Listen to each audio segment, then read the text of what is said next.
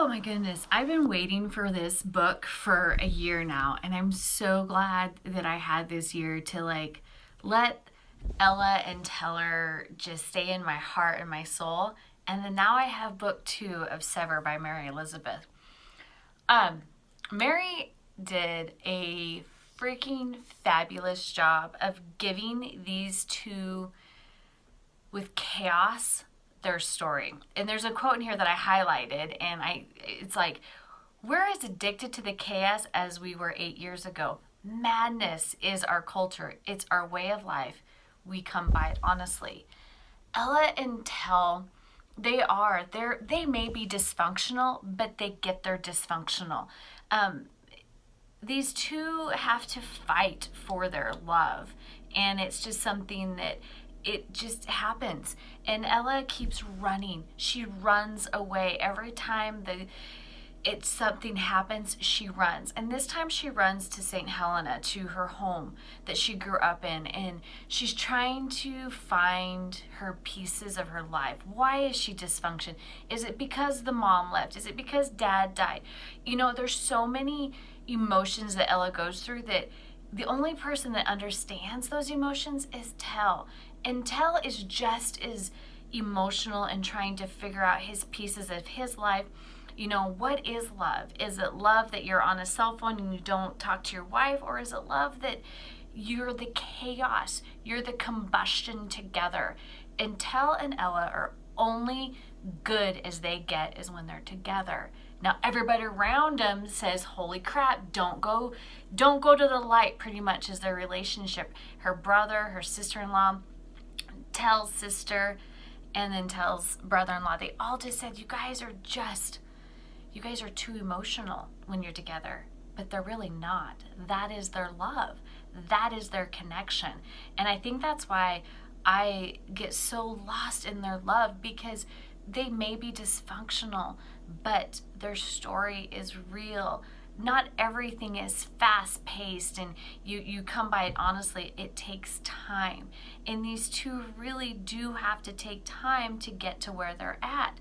And as you read the story from Closure, book 1, to Sever, to book 2, you see how these two talk their love out. They have to fight for it. And each layer that they heal each other and get over their dysfunction just gives them so much understanding. And they are underestimated by everybody. Even when I don't want to tell you what happens, because when things start to mold together, it's like their layers of dysfunction disappear, and Tell is there for Ella, and Ella is there for Tell, and as they work through these pieces of their soul, they find out that they are unique. And yes, they're codependent on each other, but it's how they get over, or they don't really get over it, but it's how they work through their life. Him as a doctor and her as a nurse, and when they finally figure out their pieces are always together. That's their puzzle. Their puzzle is molded together. And I cried a lot for this book, because it was happy tears, because I understand their dysfunction. I understand it is not easy to love somebody when you want to fight for it, and you have to fight to keep that love going. And I think that's why I cried, is because it's the devotion these two have for each other. Tell's never going to give up on Elle, and Elle's never going to give up on Tell. And when they muddle through their life together in months, and this beautiful thing happens, it's the madness of love. And I probably just word vomited everything on this review, but it's one of those stories that you read book 1 and then you get book 2, and it's like these pieces finally come together, and I loved it. And Mary did a fabulous job, and I hope to see more of these guys, because I really do think their love is passionate. It's raw, and it's in your face, and I think that's why this is a beautiful story.